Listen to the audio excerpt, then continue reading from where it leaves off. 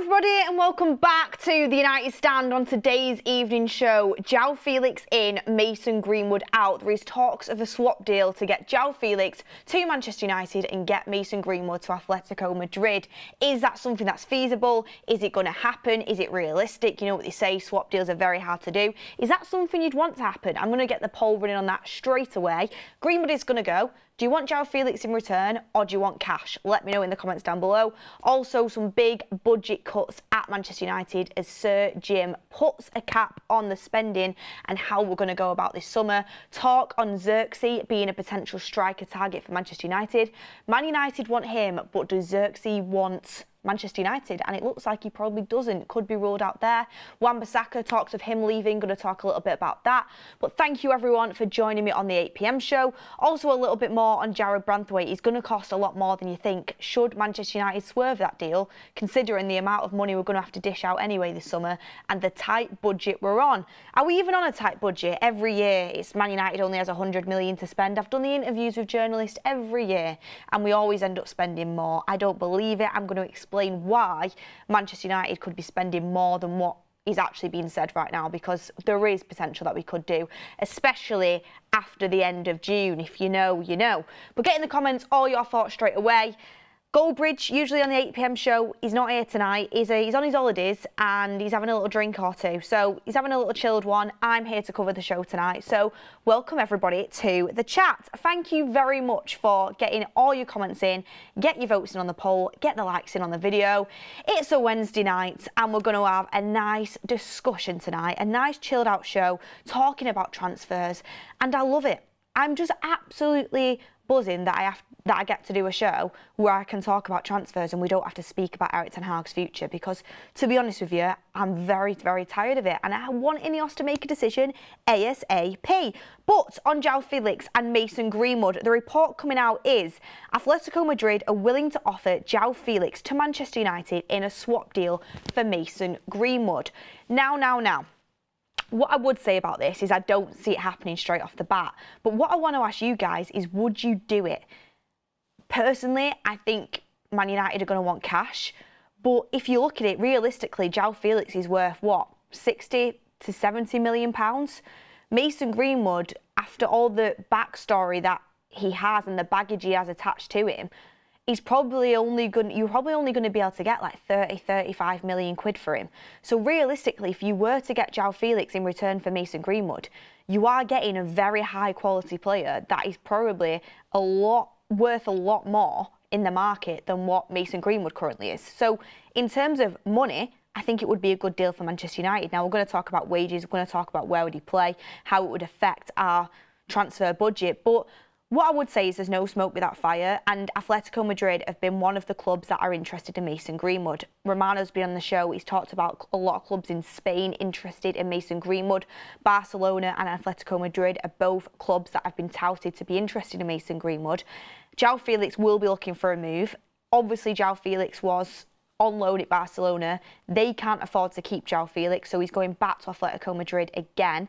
And he doesn't get on with Simeone, and he doesn't want to be at Atletico Madrid, and I don't think Simeone wants him at Atletico Madrid. So Joao Felix is going to be looking for a move, and to be honest with you, it's probably in Atletico Madrid's best interest to try and move on Joao Felix for what they can and get someone in who actually is going to work for them. So I don't think it's completely out of the realms of possibility. But I just think swap deals are so hard to do. They're so hard to manoeuvre. They're so hard to manufacture. First of all, Greenwood has to want to go to Atletico Madrid.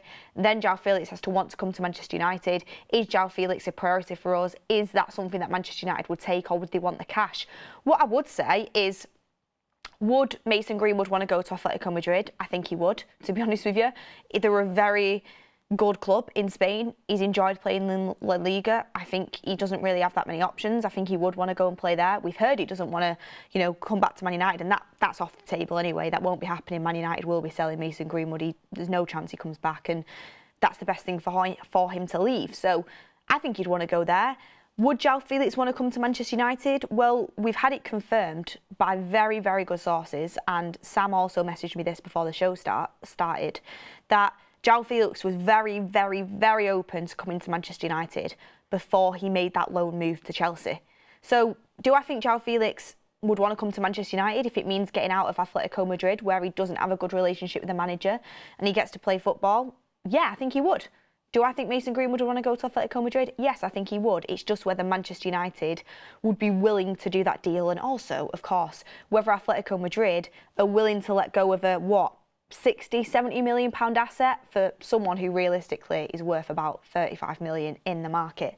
That's where I think there could be a little bit of a stumbling block. Get in the comments down below what you think. What would you rather take for Greenwood, Felix or cash? I'm going to be honest with you. I'm going to be completely honest with you. I actually would be feeling the Joao Felix move. If you guys have followed me on the United stand for a long time, at that moment in time where we were linked to Joao Felix, I really did like him as a player, and I still really like him as a player. I think he's super, super, super talented. I don't think we've seen the best of Joao Felix. I mean, his reputation when he came from Benfica, didn't he? His reputation was just massive. And then, you know, he didn't really go on to do what we thought he was going to do at Atletico Madrid, but there is definitely a player in there. He's still young, he's still got time. I think he would thrive, and I actually thought he did quite well at Chelsea for the time he was available there. So get in the comments down below what you think. Turpluk says Felix would be a perfect as a false 9. We're going to talk about this. If you do get Felix in, that means you're saying goodbye to a striker, or you're saying goodbye to Elise. You don't get a striker in Elise if you go and get Felix in. It just doesn't happen. So let me know in the comments what you think. Sashin Murthy says Felix failed at Chelsea. Hard pass. Amir Khan says, Beth, he's too close to the age 25. He's too old, lol. It's like, do you remember X Factor back in the day? If you're from England, you definitely will. I know people watch from all over the world, but most people know what X Factor is. It's like the over 25 categories, you know, that Sir Jim's got going on. I mean, don't even get me started on that 5 things that INEOS are putting in place. I think a lot of them are just guesswork, to be honest. And I do think United are going to be going more towards younger players, and we're going to see United stopping going for, you know, the players that are like towards the age 30 and over. But it's like this rule that United won't go for anyone over the age of 25. It's like X Factor over 25s. I mean, when I was young watching that, I used to think, Jesus, they're old. You know, the ones that were over 25. Now I'm nearly 23. I'm 23 next week. I'm thinking, a couple of years, I'm in the over 25s category. I feel young. Do you know what I mean? So honestly, with the 25 age thing, so if a player was absolutely unbelievable and it was a great deal, but they'd just turned 26, United are going to be like, no, we can't do that. They're off our age limit. I think you've just got to use a little bit of common sense. I mean, United are going to be going towards the early 20s age. They're going to be going for younger players, absolutely. But there's not like an absolute age cut-off with it. I need to check Joao Felix's age, to be honest with you, because let me have a look at Joao Felix's age, because I thought he was still quite young. Is he 25? Remember, by the way, Rashford's like 27. Like, there's players in our squad that are older than what you think. Bruno's 29. Joao Felix is 24 years old. That is an amazing age to come into Manchester United. That's literally the age that I've been saying that is like the perfect age that I think we should be getting players in. Lisandro Martinez was 24 years old when we signed him, I think. That was the perfect age to bring Lisandro Martinez in. Like, Joao Felix is a proper good age to be bringing a player in. Going to talk a little bit more about Joao Felix as well, and all of these attributes and how it would affect Manchester United. Jem says, my birthday is next week as well, Beth. No, definitely not going to be 23 though. What date, Gems? We might share the same birthday. We might share the same birthday. What happy birthday for next week. Gaz says, this is Beth's first 8 PM show.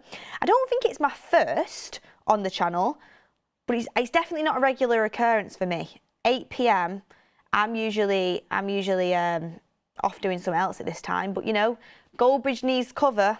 I'm here, I'm willing. JK Dowd all says, we saw in the FA Cup final that having a false 9 helped us fill the midfield. He's a good backup for Rasmus and we need more creative players. Anyway, great super chat. I want to talk about the position that Joao Felix would take up and how he would be good for Manchester United. A lot of people are talking about going down the false 9 route in terms of getting a striker in. Man United have got to choose whether you go for a young striker, which I would be the bottom of my list because we've already got Rasmus. You go for an experienced striker, which the majority I would say would want, or you go for a false 9 type striker. And as we've seen with Bruno Fernandes, that can work in games for Manchester United, and it can definitely work with the type of wingers we have.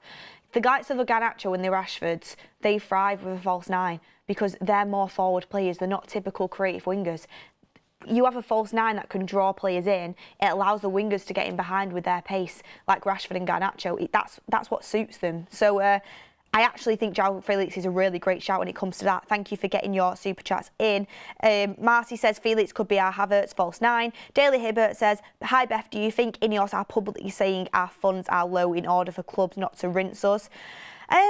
Potentially. I do think our funds are quite low, but I'm going to get onto it towards the end of the show. They're not as low as what people think in terms of FFP, and if INEOS do provide us with an injection of cash, which I would like to think they would. You know, it's the first summer in charge of Manchester United. I know they only have 25%, but you know, you want to kind of make an impact. JP Sticks, a member 13 months, says, thoughts on Shaw moving to left-sided centre-back to be Alessandro's backup. It would be easy on his body, thus prolonging his career, and he's played well there before. I think it's a really good shout. Especially considering the budget that we're on. Are Man United going to be able to go for two centre-backs like we all know we need? Or are we going to be able to go for one? Does Shaw move there, especially considering we're definitely going to sign a left-back? It's something to think about. But yeah, on Joao Felix, like I said, Man United would definitely be getting a good bang for the buck. He fits that model of that false nine that a lot of United fans want us to bring in. I think he would definitely complement the likes of the Rashfords and the Garnachos on the wings. I also think he's a very versatile footballer. I remember watching him when we played Atletico Madrid in the Champions League when Rangnick was in charge, actually. And Joao Felix is absolutely unreal. And he was playing up front. He was unreal. His hold-up play, the way he was just gliding past players. He's super versatile. He can play as a false nine. He can do it very well. He can also play off the right. He can also play off the left if he needs to. He can also play as a cam. I know we've got Bruno Mount there, but he's very versatile. And we know Ten Hag likes a versatile player. I'm speaking as if Ten Hag's going to be the manager. And what we definitely know is Ten Hag was very, very keen on bringing Joao Felix in when we went for Weghorst because we had no money and we couldn't pay the loan fee to Atletico Madrid. Chelsea went and paid the loan fee, went to Chelsea, but Joao Felix was open to coming to Manchester United and Erik Ten Hag was pushing for that move. So Ten Hag likes him. He's a quality footballer. I don't think anyone can deny that. However, one thing I would say is INEOS are talking about cutting down the wage bill. They're talking about no Galacticos, etc., etc. I wouldn't class Joao Felix as a Galactico. Of course, he's a big name player. He's going to sell shirts. There's no doubt about that. Wages. His contract at Atletico Madrid is 250 grand a week. I don't think United would want to offer that, but we do have players on that sort of money. We went and give Mason Mount 200 grand a week last year. Let's not forget about that. Mason Mount, I'm pretty sure Mason Mount's on 200 grand a week at Manchester United. Like, there is players on that money. I think Harry Maguire's on 200 grand a week at Manchester United. I know we're trying to phase these big contracts out, but what I would say is I don't think we'd be able to do 250 grand a week, but Joao Felix, if he does want out of Atletico Madrid, in order to go to Barcelona on loan, because the reason why Barcelona aren't buying him is because they have money issues and Atletico are demanding quite a decent fee for Joao Felix. Obviously, we have something that Atletico might want, though, in Mason Greenwood, which we can negotiate with. But in order to get his move to Barcelona, Joao Felix took a pay cut. He was on 66 grand a week at Barcelona to go there and play football because he wanted to play football. He wanted out of Atletico Madrid. He wanted to go to Barcelona, so he took the pay cut, and he was on 66 grand a week at Barca because of their financial issues. So I do think there is a chance that he would be willing to take a pay cut. Obviously, if he's signing for us and he's on a new contract, he's not going to come in and be like, yeah, I'll take 66 grand a week when everyone else is on 250, 300 grand a week. I don't think he would. And I think he was on 250 grand a week at Chelsea as well, which someone's just told me in the chat as well. But I do think he would bring it down a little bit in order to get his move and play football. At the end of the day, I know United aren't the best right now, but we've just come off the back of winning a trophy. We have got European football. I know it's not Champions League. It gives him an escape out of Atletico Madrid. You know, he's going to play football for us. I don't think there's any doubt about that, considering the depth in the squad that we have. You know, it's a fresh start. It's Premier League, which he knows that league as well. I think he'd be open to doing it. So I don't think the wages would be a huge issue either. Let me see what the poll's on. Keep them votes coming in. Thank you, everyone, for joining us. Oh, it's a close one. It's a close one so far. It's 54% Felix and 46% cash. So Felix is winning. I'm surprised about that. I thought the majority of you, before I started the show, I wrote you off, guys. I wrote your ball knowledge off. I thought the majority of you was going to go for cash, but we're leaning towards 54% with Joao Felix there. And I've just seen a super chat, not a super chat, sorry, I've just seen a chat in saying Ricky would love Joao Felix from Turplux again. Ricky would absolutely love Joao Felix. He keeps it simple, keeps hold of the ball. He's an excellent technical footballer.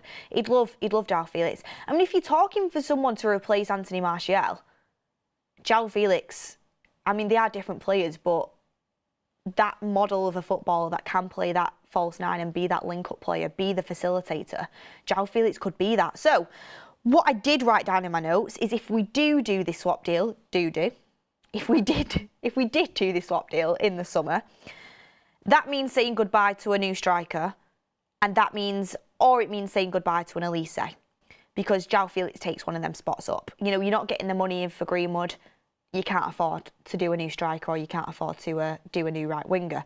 I think it would be the striker that we would say goodbye to. I do still think we would go and buy Elise, because Joao Felix would come in and he'd kind of take up that false nine role. He'd kind of take up that extra striker role. Now, would you be comfortable with that? Or United go and buy a striker as well and have Joao Felix, and Elise doesn't get bought for 60 million in that position, and you kind of use Joao Felix more as across the front three.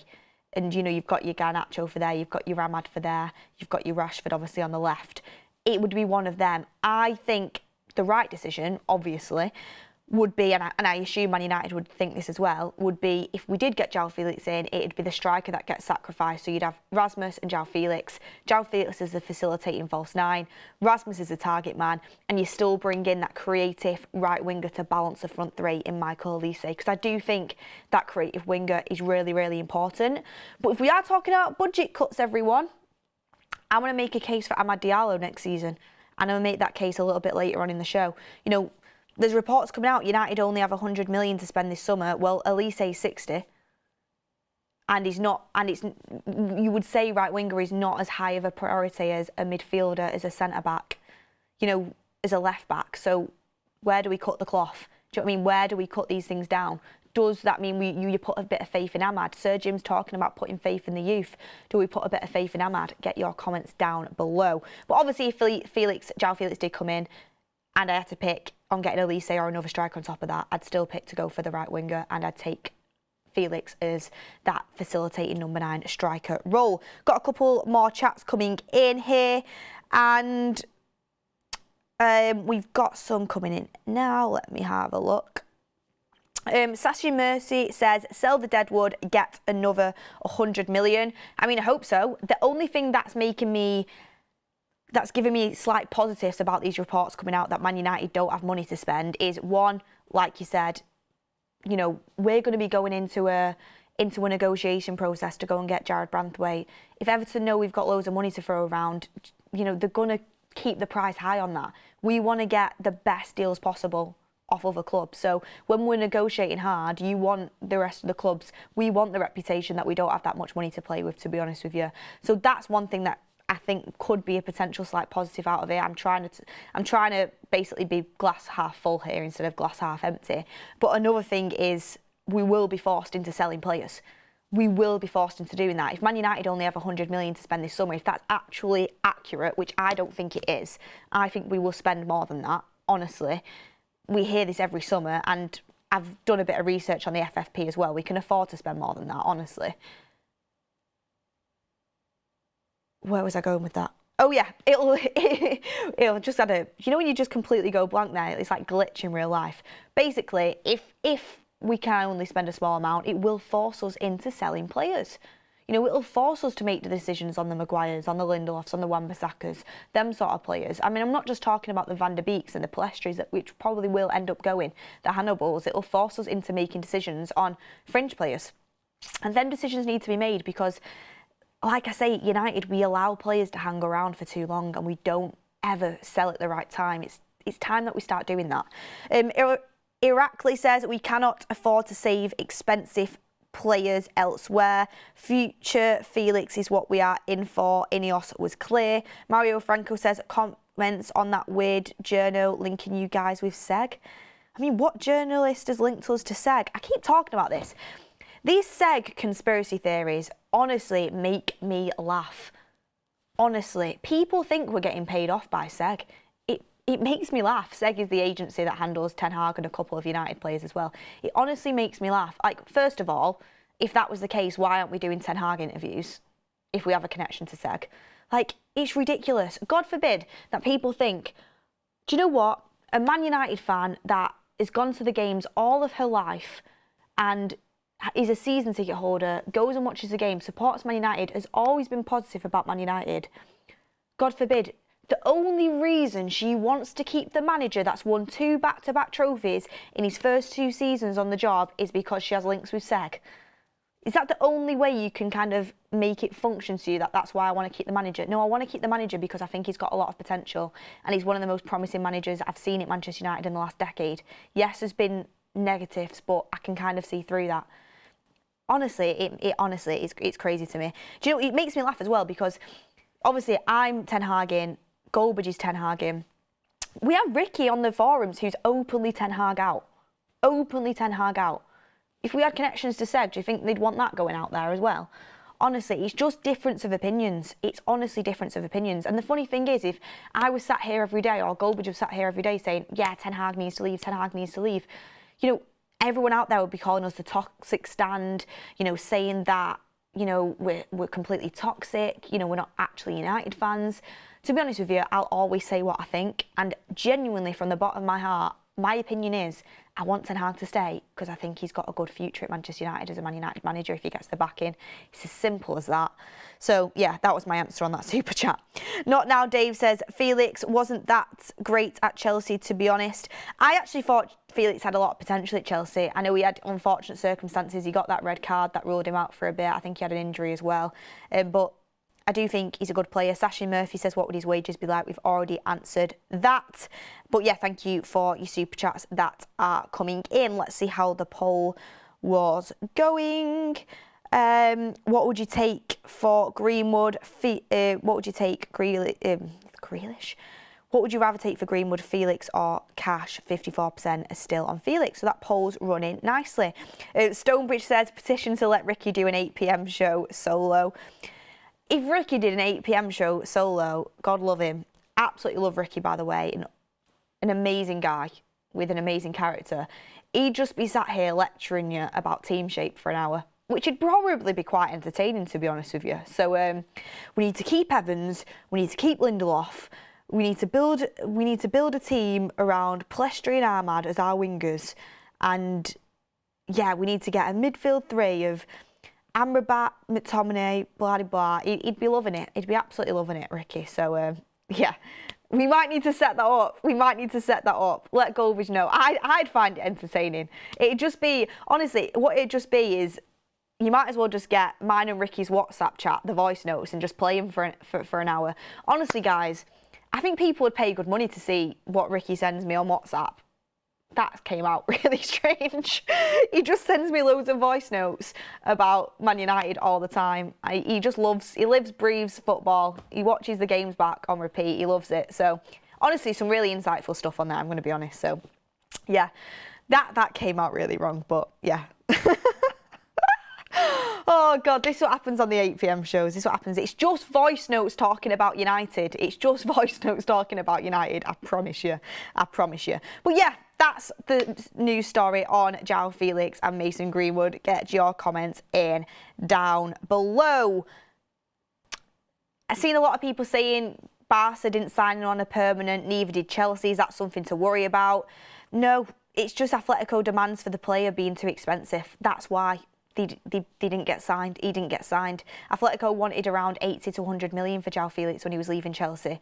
And now they want, I think, around 80 million euros for Joao Felix. Now he's leaving Barcelona. And Barcelona unwilling to meet the asking price. It's as simple as that. Barca were very fond of him while he was at Barcelona. I think he had 12 goal contributions in all competitions. He started really well at Barca. Kind of fizzled out a little bit, but he had a decent amount of goal contributions. Very versatile forward. I think he's someone to definitely be looking at. JP Stick says, leak Ricky's WhatsApps. Oh, some of the stuff on there I can't leak, to be honest with you, because he tells me stuff in confidence. Very strong opinions, but yeah. Anyway, next up on the agenda for the next topic, want to move through this quite quickly. God, 26 minutes gone already.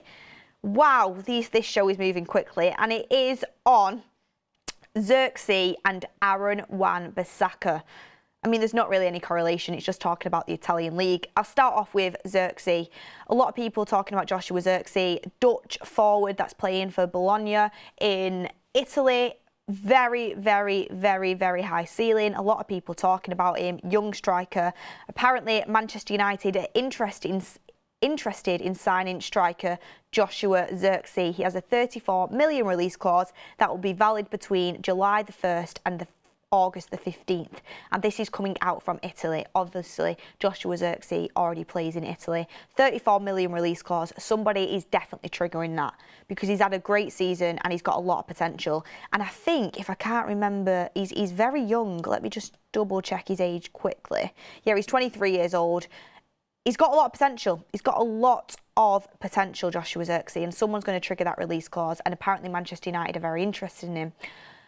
It looks like he's going to Milan. And what I've seen is that with Zirkzee, it's not necessarily that United aren't interested because United are interested. It's the fact that Joshua Zirkzee wants to go to a team and he wants to be the #1 striker.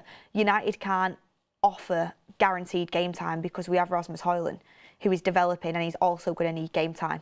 So, you know, you're getting another young striker who's not going to want to play second fiddle.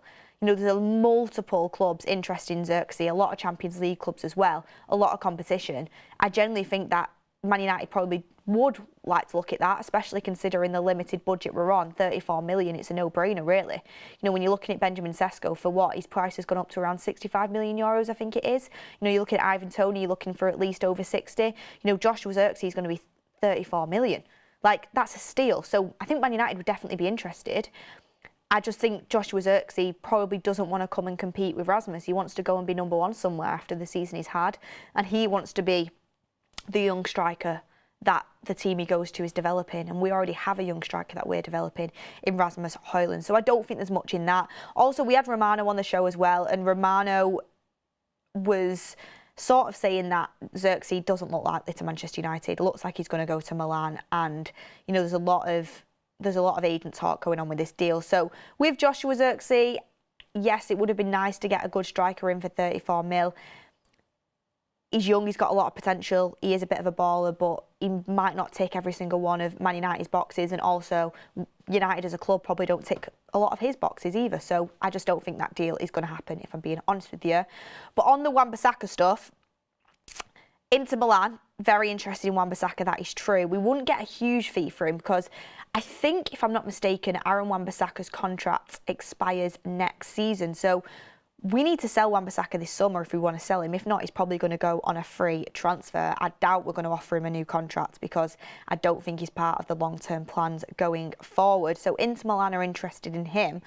But the issue with Wan-Bissaka is we're probably not going to get a huge fee for him. And to replace Wan-Bissaka, we're probably going to have to spend a decent amount of money to replace him. So for Man United, it's just walking that line. Is it worth selling Wan-Bissaka and spending 25 to 30 million on a replacement?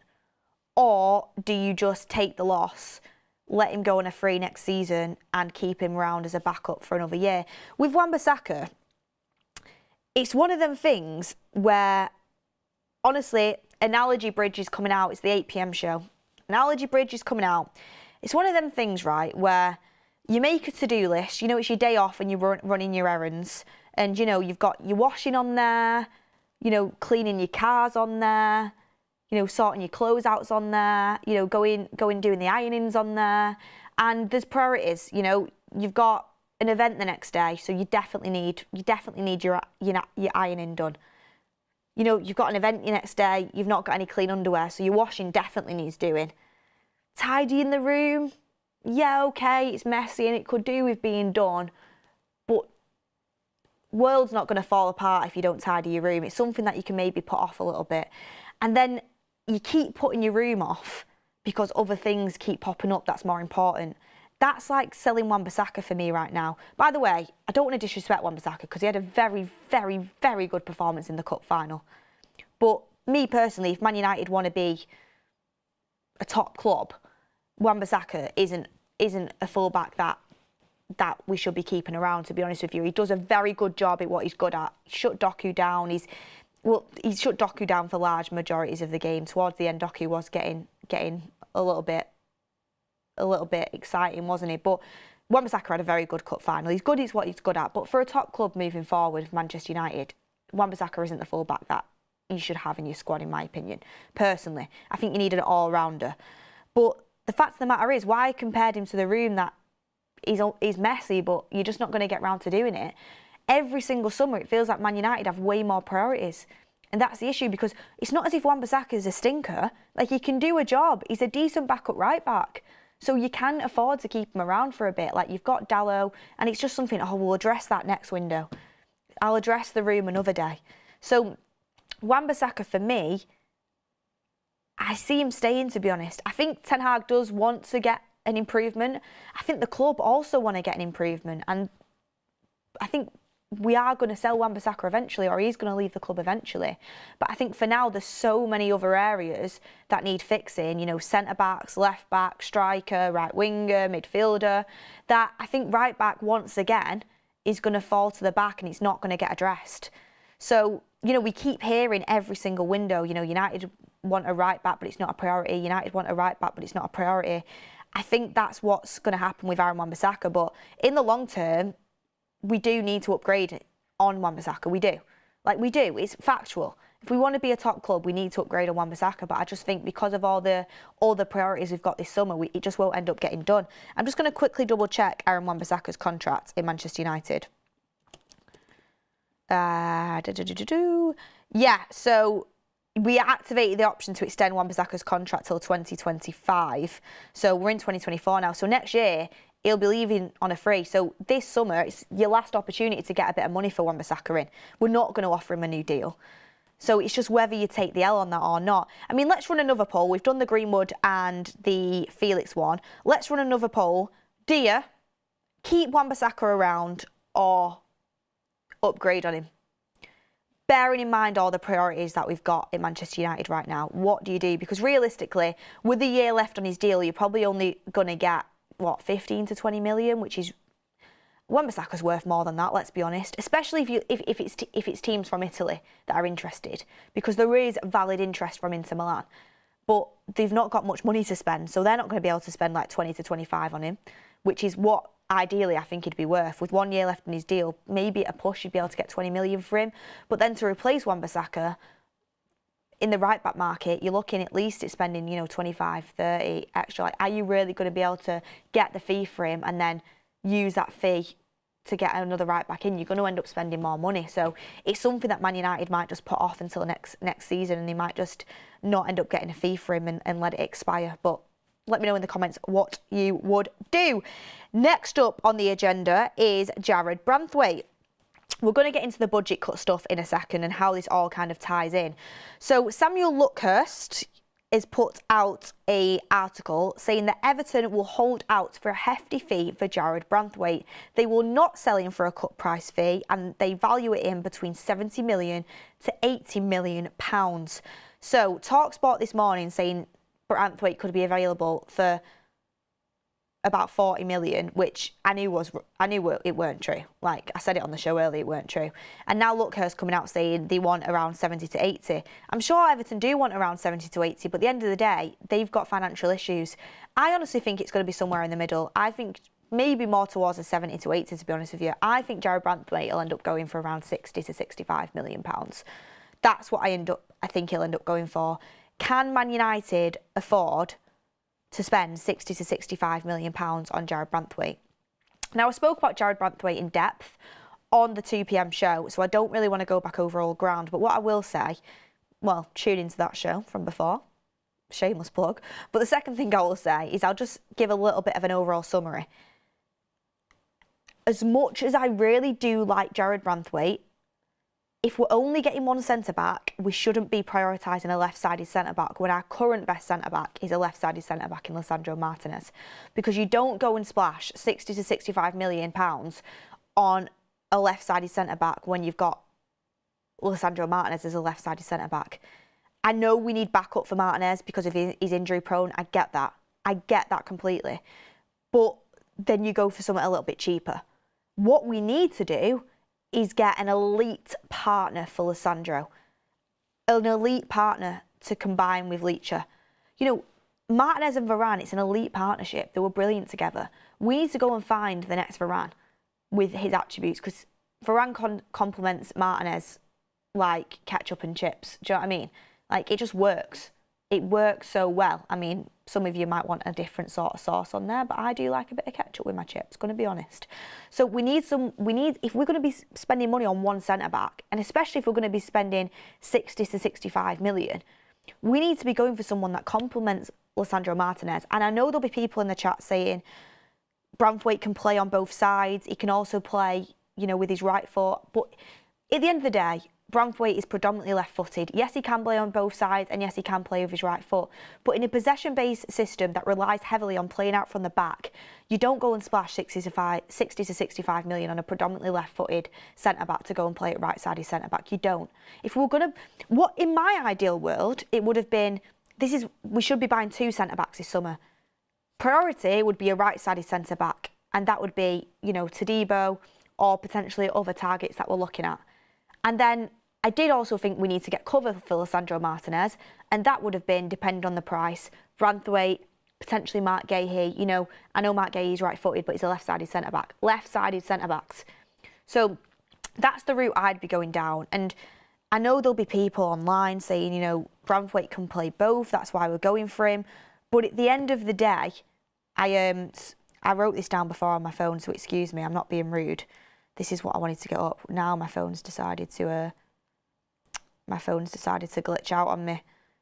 Yeah, at the end of the day, you're not going to be... It's just what I repeated before. What am I on about? You're not going to be spending 60, 65 million on your only centre-back signing for someone that's realistically there to compete with Lisandro Martinez. I just don't think you're going to do it. Where we should be prioritising our centre-back budget is on getting the next Varane in to complement Lisandro Martinez and build a formidable partnership with Lisandro Martinez. That's where we should be going. And like Michael has just said in the chat, Luke Shaw can cover for Martinez. He can. He can cover for Martinez when we buy a new left back, because we're going to buy a first choice left back as well. That's what Romano's been saying. United want to go and buy someone who can play now as a left back. So Luke Shaw, when he's hopefully back from injury, can cover there too. Basically, what I would say, getting straight to the point, is United need to buy two centre backs. They do. And if that means shifting out Maguire, then that means shifting out Maguire. Maguire's had a very, very, very good season, but that means we could cash in on him. I wouldn't mind if he stayed, but we should be really cashing in if we need money. So, you know, Lindelof and Maguire go. You're getting another left-sided centre-back to cover Martinez. If you can get Branthwaite for a good price, then get it. If it's going to be silly money like 70 to 80, you have to step away from that deal. I'm sorry. I know he's good. I know he's young, but you do. You can't be out there paying silly money, especially for the budget that we're on. And then you get a right-sided centre-back as well. That's what we should be doing. But it's interesting because apparently United want Branthwaite, who is going to be from 60 to 75, even 80 according to that article, £1 million. We want Elise, who's 60 million. We know that. That's his release clause set in stone. You know, we also want a striker. We also want a midfielder. I mean, budget cuts are going to happen somewhere. I'm going to move on to that in a second. Could come to the midfield. There's a rogue shout on who could be a midfielder for Manchester United next season. And he comes from the youth. I'll talk about that in a second. Keep or sell Wan-Bissaka? Get in the comments down below. I'm going to say sell. I think we just might as well bite the bullet and sell him because, to be honest with you, I do think we need an upgrade in that area. As good of a squad player he's been, as a servant he's been, you know, he gets his head down, he does his job. I just don't think he's quite good enough for the top level. And sell is 61% as well. So, moving on from Branthwaite, because I did speak about that a little bit at 2 p.m, I want to talk about Sir Jim Ratcliffe and the budget cut. So, this is coming out from the Telegraph. I know Mark did a little video from, I don't even know what corner of that house he was. He was like you know, he was taking it back old school days. He was holding the camera up like that. It looked like he was like in the corner of a kitchen or something like that. It's mad because Mark will just film like a 10-minute video from like the corner of his kitchen and it'll get like, what, 200k views, like smashing it. But yeah, I did watch Mark's video and he did speak about the budget cuts a little bit, but I watched it so to make sure I didn't really repeat what he was saying. So that's why I've done it. But I want to bring in a few things and how we can kind of cut the budget down a little bit, but also how we are going to spend more money than what is being made out there. So on the budget cuts, it's coming from the Telegraph. Sir Jim Ratcliffe will demand Manchester United's manager to prepare for next season within a tight profit and sustainability rules in a severe end to extravagant net spending. Basically, we're putting a severe end to extravagant net spending, and the manager, whether that be Erik ten Hag or a new manager, is going to be on a tight budget. Is basically essentially what that is saying. Ratcliffe and INEOS and the INEOS team are currently reviewing the position of Erik ten Hag, and whoever is in charge is likely to be working under a budget a very far cry away from the 175 million spent on players last summer, with an emphasis on youth brought into the first team squad. Obviously, bringing youth into the first team squad is a key priority for Manchester United, but there's no way on earth that a club of Manchester United's size should be purely relying on that in a transfer window. This is INEOS's first summer as owners of Manchester United, and you're telling me our transfer window is going to be mainly hoping and praying that the youth are going to be good enough. The youth have enough pressure as it is. You know, Kobbie Mainoo, Alejandro Garnacho, they've been brilliant, brilliant additions to the first team. And thank God they have been, because we'd be in a pickle if they weren't. But the amount of pressure that we've put on their backs, I don't want to keep putting immense pressure on the youth. Of course I want youth to get a chance. Of course I do. And I think that's essential in Manchester United. It's what we're built upon. And there's so many exciting youth players coming through. But the last thing I want to hear is that our only hope in the summer transfer window is hoping that some of the youth players are good enough. Like, they've got enough pressure as it is coming into the environment of Manchester United. What we should be doing is we should be bringing youth players through, nurturing into the first team and bringing them into a stable environment where we've got great players in each position and experienced players that can take the pressure, and that the youth players can come under their wing and come up. You know, we've not really had that so far. We need to kind of create that balance where we're bringing you through, but they're coming through under the wing of experienced players that are showing what it takes to play for Manchester United on the pitch week in, week out. And yeah, we've got some signings wrong, which is why we've had to over-rely on youth. But yeah, as much as I'd love the youth to be coming through, and I think there is some players there that definitely could be part of this first team moving forward. You know, there's some really exciting talents. You don't want it to be solely relying on that. But like I said, I don't massively believe it, because it's the same thing every year and then we spend well. After June's finished, things get a lot easier for Manchester United in terms of FFP. We're still on a tight budget. We are in debt. Sir Jim, realistically, it'd be good if he could inject some cash from his own pocket into the football club. To be honest with you, in his first summer in, I get he's only on 25%, but at the end of the day, United are in trouble. You're a new owner. You want to make an impact. I would like to see him inject a bit of his own cash, to be honest with you, from INEOS into our transfer budget. But when I was saying about, you know, integrating the youth, the one thing I would say is, so far our academy has pretty much carried us, and you look at it, and this is why we need to get signings right. This is why we need to get signings right, because we've got signings wrong, and therefore we've, you know, thankfully our academy is basically, you know, been our get out of jail free card, and thank God we have got a thriving academy at the moment. You look at it, we spent 80 million on Anthony. Garnacho came through the youth. I know we bought him in, but he came through the youth, and I think we bought Garnacho in for, what was it, just under 500k? And Garnacho had a miles better season than Anthony, and we bought Anthony for 80 million. He's had a miles better 2 seasons than Anthony, and we bought Anthony for 80 million. So, you know, spending big doesn't always mean success. I completely agree with that, and that's why we need to get our spending better. You look at Mainoo. Mainoo's come through the academy. This season, he cost us absolutely nothing. Zirkzee, come through the academy. He's been absolutely brilliant this season. He's been our best midfielder. You know, we bought Mount for 60 million last season, and as much as I like Mount, I think he's a good player, he's not kicked a ball barely for Man United this season, and he's been injured. Mainoo, at free, for free, been playing a 6/8 role for Manchester United, has been absolutely brilliant. So we just need to get our spending right, and we need to spend on the right players, and we need to be quite sure that they are going to be successful, because we've had too many unsuccessful signings. I mean, I actually think Onana has come good, especially towards the later end of the season in 2024, really. I do think he's going to be successful for us, but at the start he was proper shaky. And we did spend a significant fee on him. What did we spend? Around 40 million. Kovar's gone to Leverkusen, who was for our academy, and done excellently at Leverkusen. Someone that, you know, looks really promising. So there's a lot to say about the academy, and the academy is thriving, and sometimes it can be better than the players we've brought in, and that's because United have bought poorly. Honestly, it's because United have bought poorly. And I'm not saying Mount's a bad signing, because this season it is, because he's not played. But I do think there's a good player there. Onana, at the start, you were questioning that. I do think there is a good player there. But in terms of our academy products altogether, they have been more successful, really, than a lot of our signings. You do have to say that. So I don't think there's an issue kind of looking to the youth. And I do think developing players is massive. But what it kind of signals to me is United need to spend better. They need to scout the right players, and they need to recruit better. So we're not having to over-rely heavily on our youth season after season. But in terms of, you know, kind of cutting corners in terms of our budget, because we're not going to have an unlimited budget, and we are going to have some spending restraints. I don't think it'll be restrained to 100 million, don't get me wrong, but we are going to have some spending restraints. First of all, we're going to have to sell, but also we're going to have to cut some corners. And this could happen by backing Ahmad next year and not moving for Elise. You're saving 60 million automatically if you give Ahmad that chance to thrive.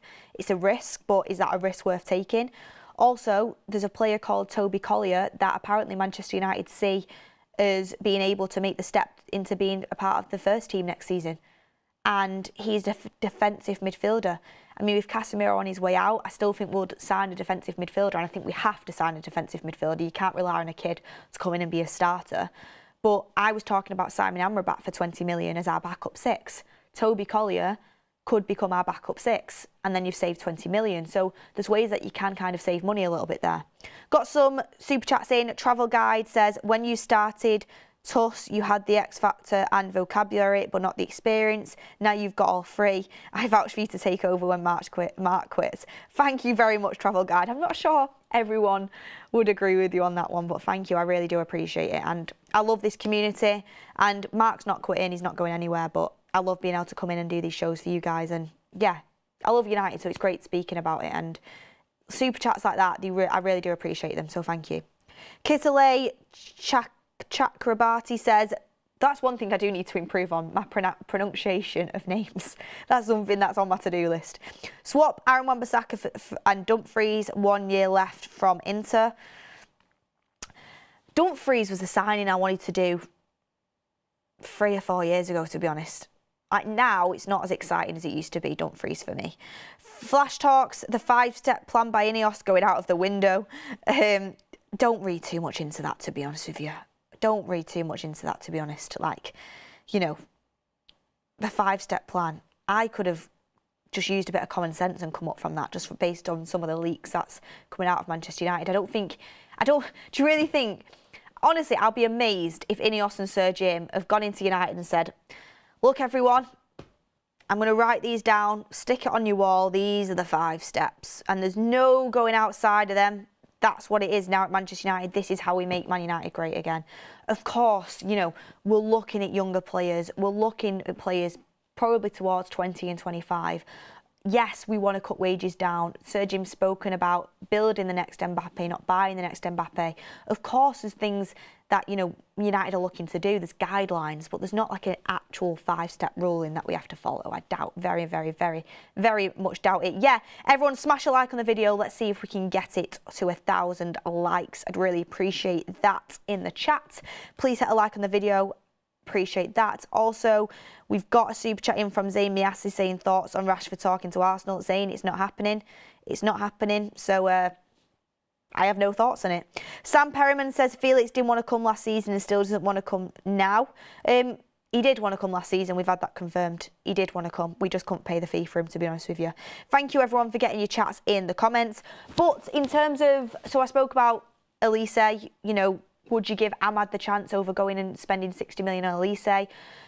As much as I've said, I actually would spend the 20 mil on Amrabat as a backup 6, because you're going to spend that money on a new 6 for Casemiro. Hopefully, we are going to have to spend that, and you're hoping that Saudi Arabia's going to give you a lot of that money, because, you know, Saudi Arabia pay a decent fee for Casemiro. You can put that into the Casemiro replacement. We'll buy a Casemiro replacement. We absolutely will. We'll have to.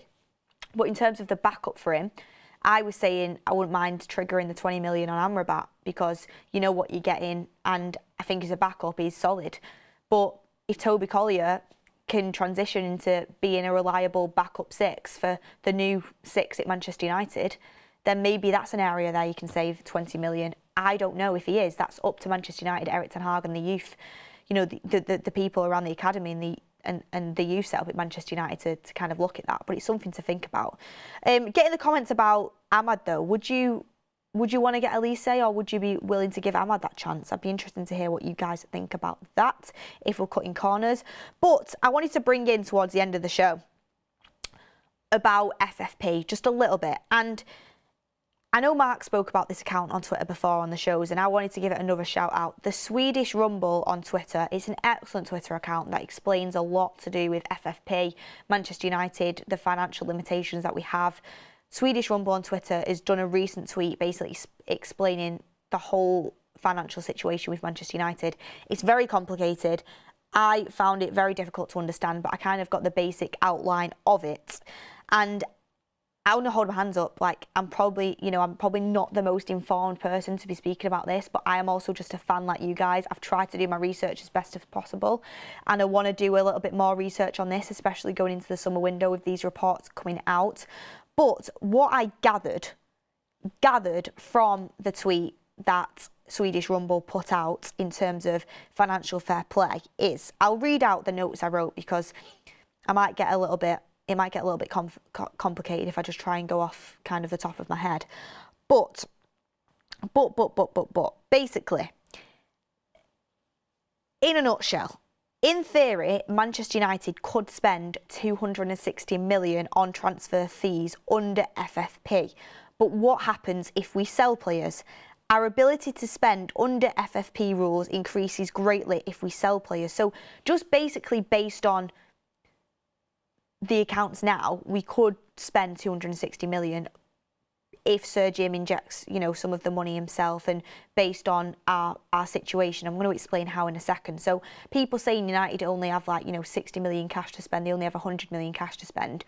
We do have more money to spend than that, and the Swedish Rumble explained it, and it's around 260 million, and if you sell players it's even more. But it is not sustainable without support from our owners, because we keep increasing our transfer debt and the financial debt as well.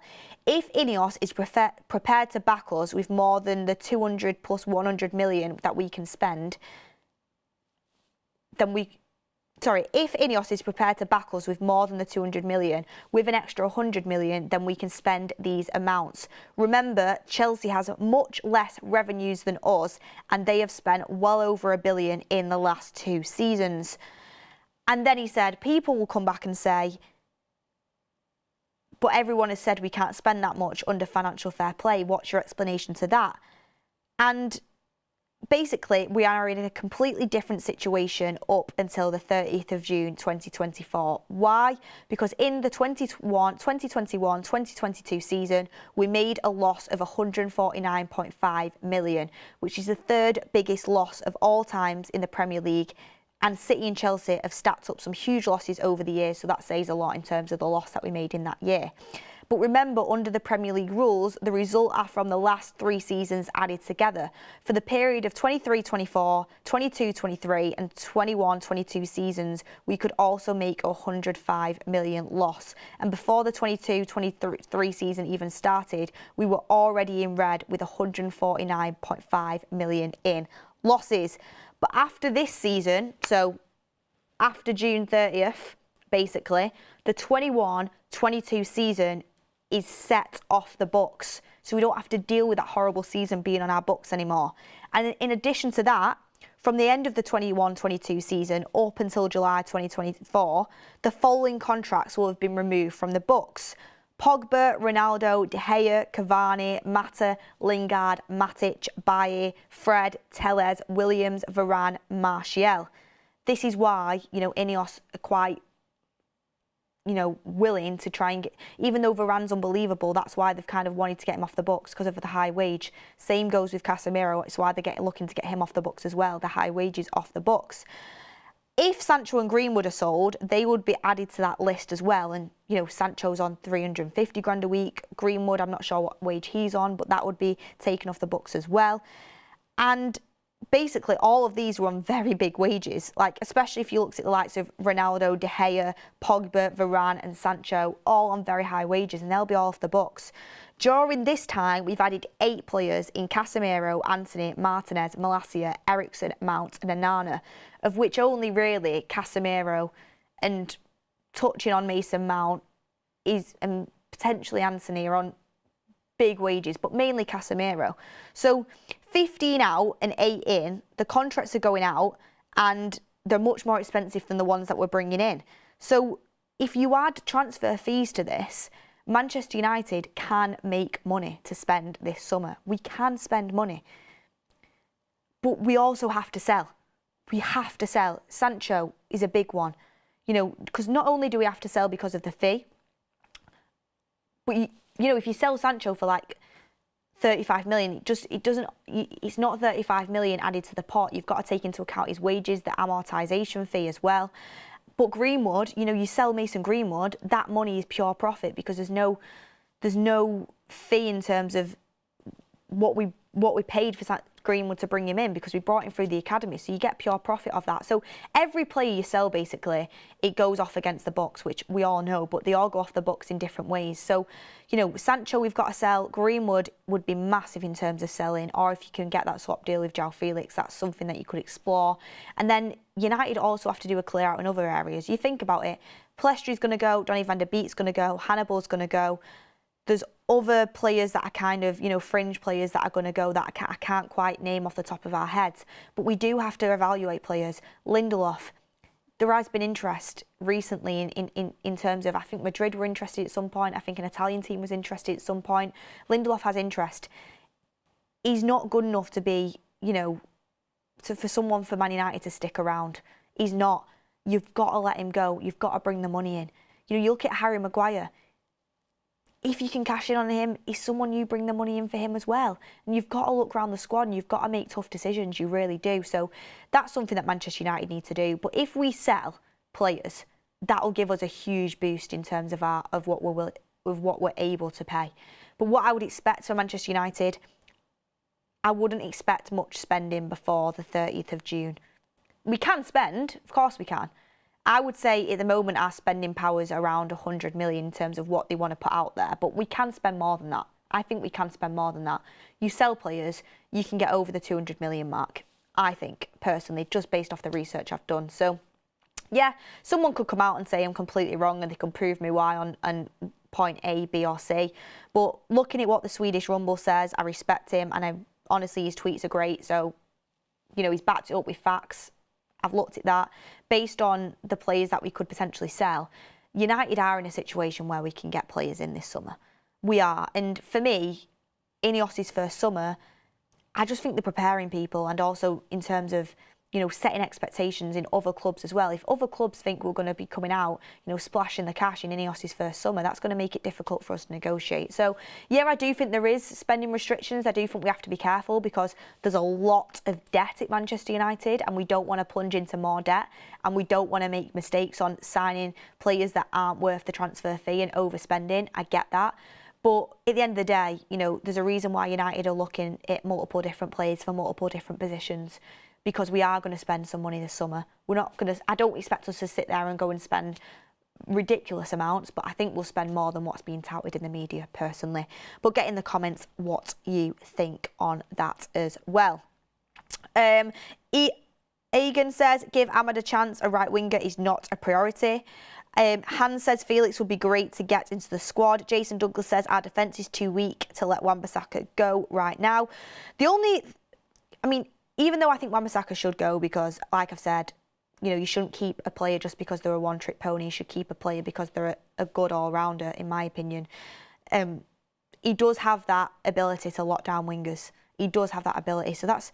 But we shouldn't need that because we should be playing, you know, like the Arsenals and the Cities don't need that fullback to lock down a winger because they play in a system where, you know, the possession base, they're playing out with the ball, they have fullbacks that can move forward, pin the other fullback back, pin the wingers back. So that's what we need, personally.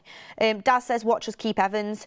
I would be happy to keep Evans as a backup, honestly. I would be happy to keep Evans. I think he's got great experience. He's won everything there is to win now. He's added an FA Cup to his trophy cabinet at Manchester United. And also, he backs the manager, which I like about him, to be honest with you. He shows respect and he knows what it is to be a Man United player. I like his attitude. I like the experience he gives to the dressing room. But look, everyone, thank you very much for getting... Oh, someone just said, keep Evans over Maguire in the chat. We need creativity, says Sarah Spur. Yeah, we need creativity coming from our fullbacks, 100%. A lot of people on board with keeping Evans as well. But look, everyone... That show has absolutely flown by. No one's told me how quick the 8 p.m. shows go. No one has told me. Kev's not let me know. Mark's not let me know. But that 8 p.m. show has gone so quickly. I don't know if it's just me.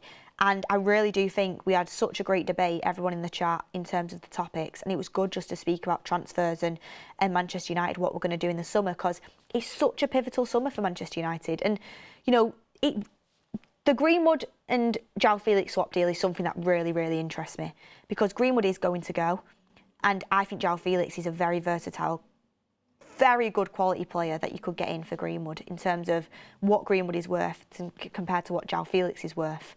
That would be a great deal to do for Manchester United, in my opinion. I just think it's very, the odds of it happening is very unlikely, but get in the comments all your thoughts. Get your thoughts in on all the other things we spoke about as well. Branthwaite, Zirkzee, Wan-Bissaka, the spending situation at Manchester United, what our priorities should be. Would you give Ahmad a chance? Or do you think it's a necessity that we go and spend on Elise? Let me know all your comments down below. Thank you for watching, everyone. Make sure you subscribe to the United Stand. Please hit a like on the video on the way out. It really does help us out. And have a lovely rest of your Wednesday, everyone. I'll see you on the next one.